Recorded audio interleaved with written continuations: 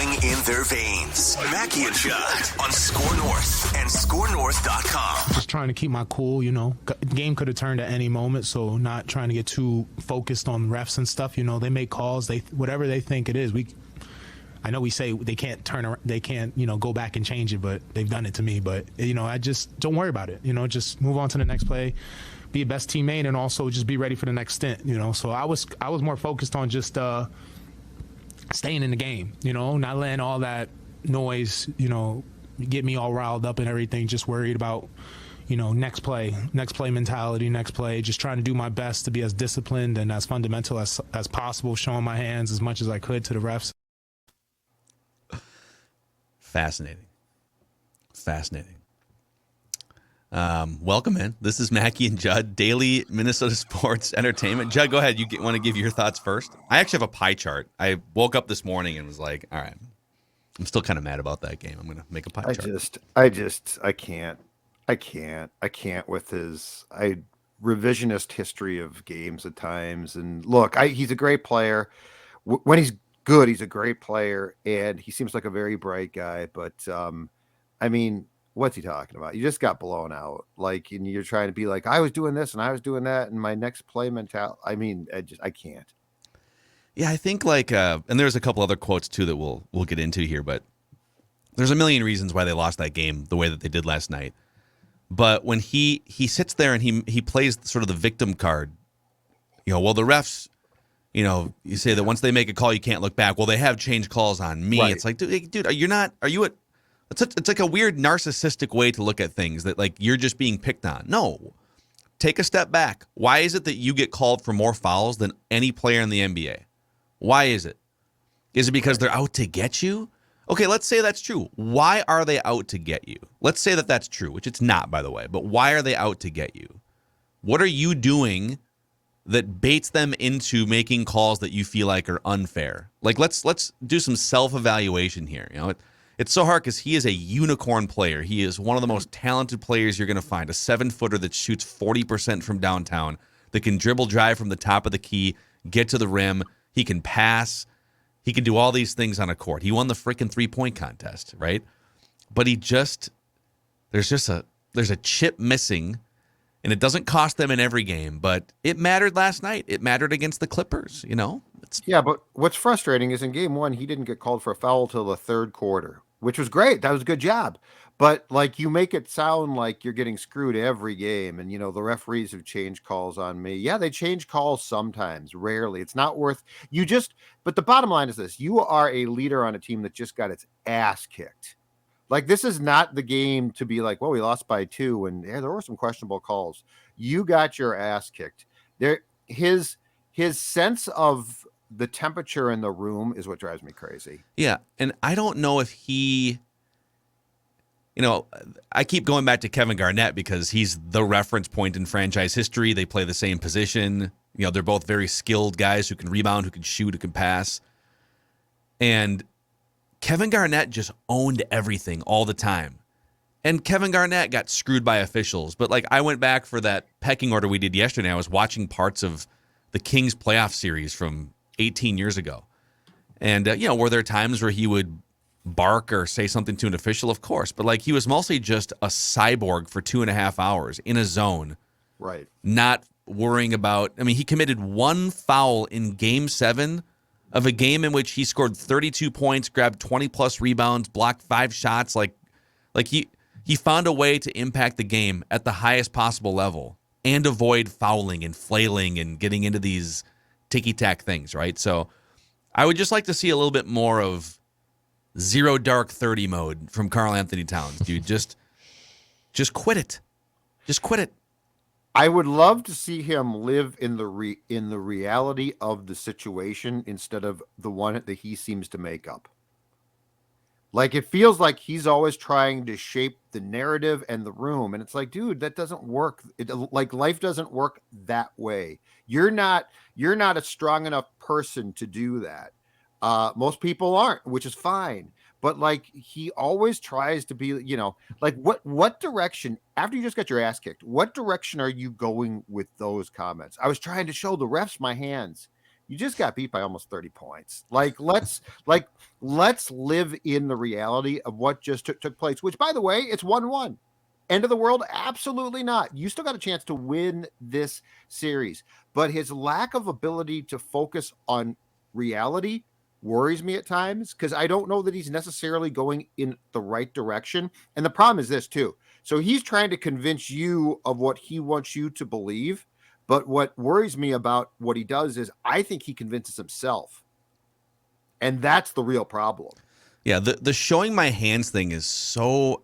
I don't know that I've heard other players say that as much as him. That he's just like, I just gotta...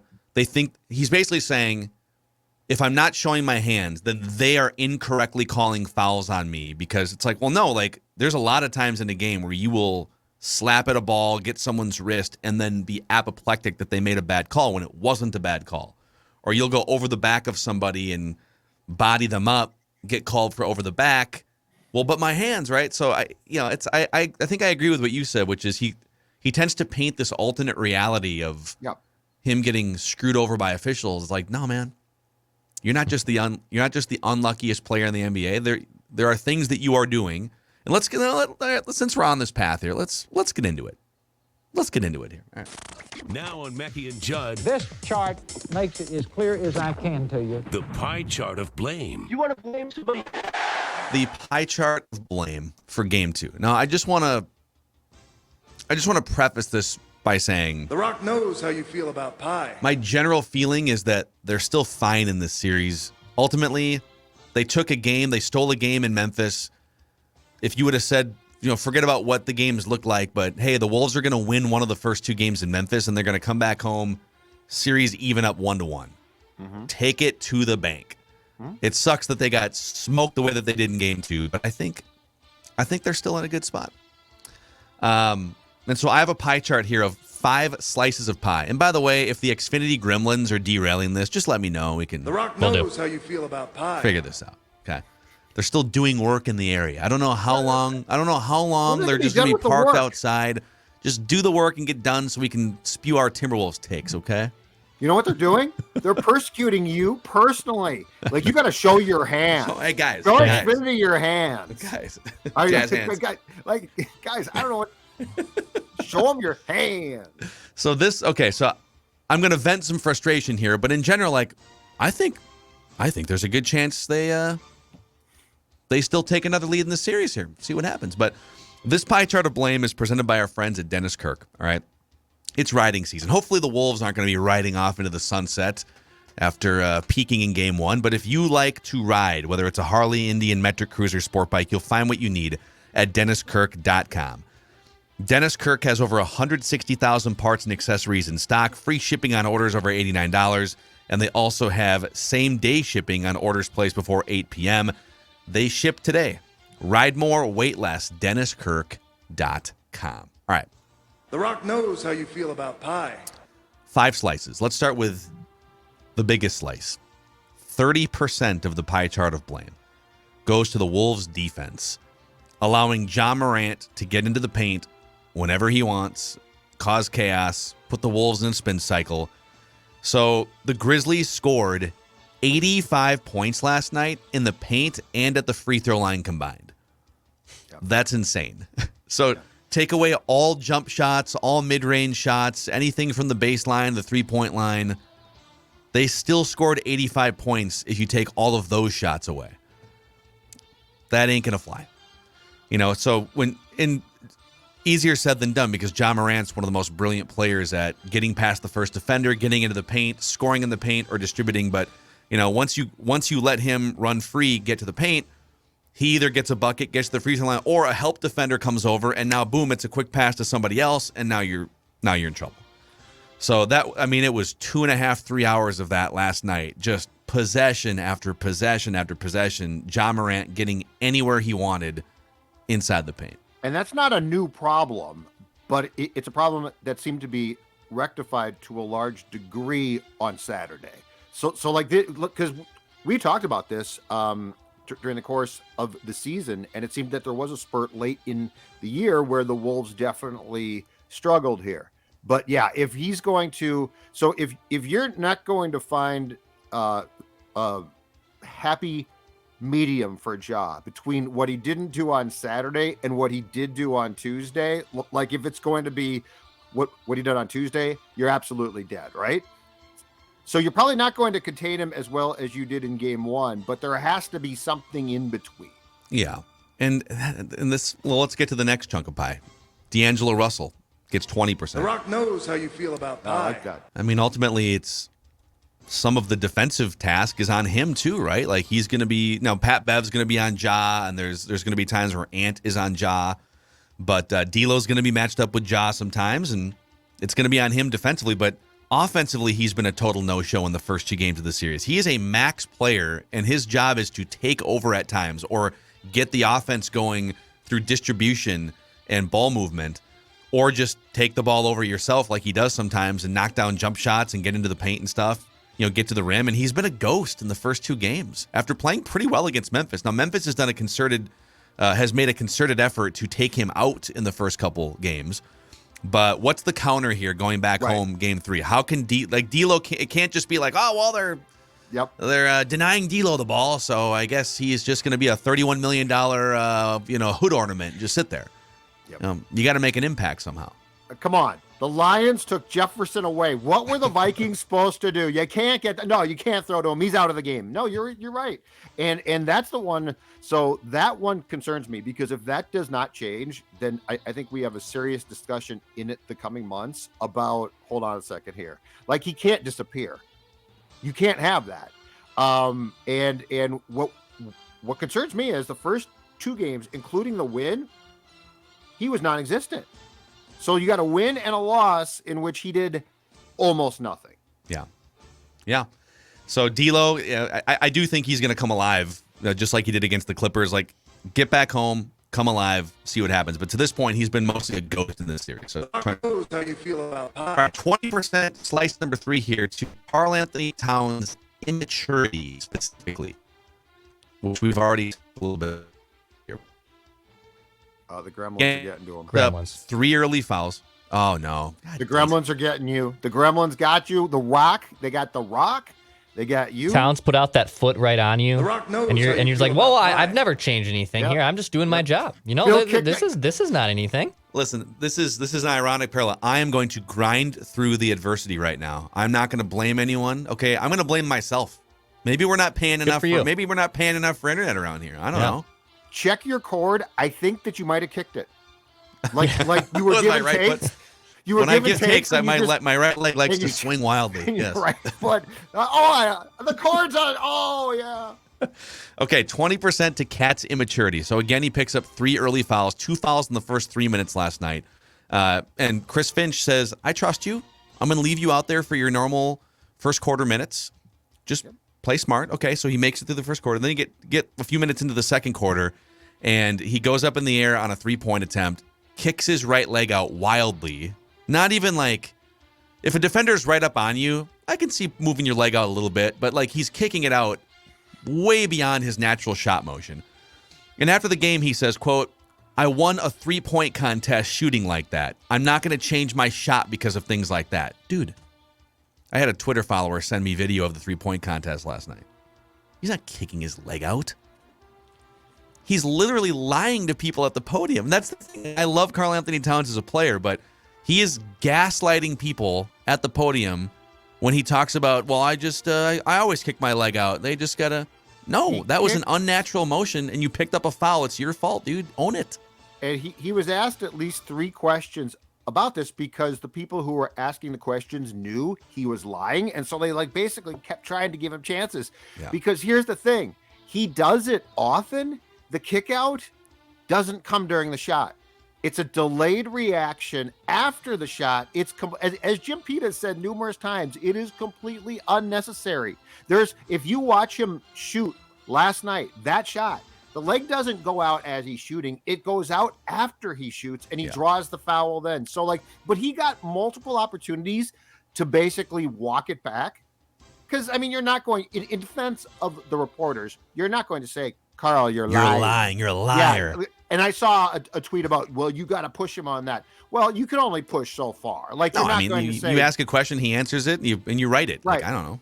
But and then we rip him on a show like this. But anyway, the maddening thing is the kick out when he does it is a delayed reaction, which is completely unnecessary.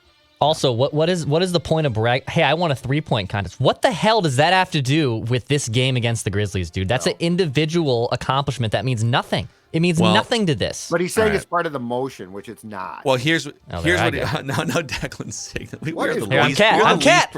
I'm back. We are the least professional operation ever. Oh man. And thanks to companies like the Meadows at Mystic for keeping this unprofessional operation in operation on a regular basis. That's the best part about the Meadows here, okay? They at least get to open up. They got things figured out.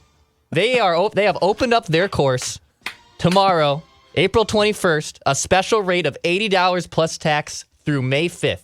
One of the nicest courses in the area, the Meadows at Mystic Lake. It's finally golf season. Show us your clubs from the Meadows at Mystic Lake on that first tee box. I want to see them. And if you want to lock into that nice rate of $80 plus tax, go pick up a frequent player card. It locks you into $75, and you get to book your tee times out 3 weeks in advance, which is a steal there. So the Meadows at Mystic Lake. Show us your clubs. I'm glad everyone's teeing off there this weekend, and you'll also enjoy the patio and the beverages at the Meadows Bar and Grill as well.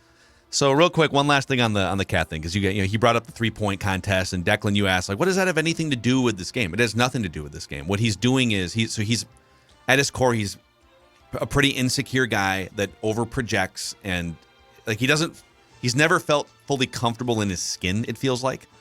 And so he is chirping about the 3-point contest to basically peacock and say, like, hey, I'm pretty awesome. Like, listen, I know I can shoot threes. I know what I'm doing. Instead of just being comfortable in getting your ass kicked and in committing a couple dumb fouls and just sitting in it, like, he feels like he has to sort of lash out and overcompensate because of insecurity. That's my amateur psychologist read on it. Again, do I think he probably bounces back at home and knocks down 4 threes? Yeah. Is it annoying that he acts like this and commits dumb fouls? Yeah. That's Cat. The Rock knows how you feel about pie. All right, slice number 4, Pat Beverley. Picked up an early technical foul, shot 1 of 6 from the field. He was a team low -26 when he was on the court in that game last night. He's an agitator, but his agitation wasn't effective last night, and he may have even helped fuel Memphis's fire in that game. So it's one of the rare games where Pat Bev was just kind of a minus for the Timberwolves.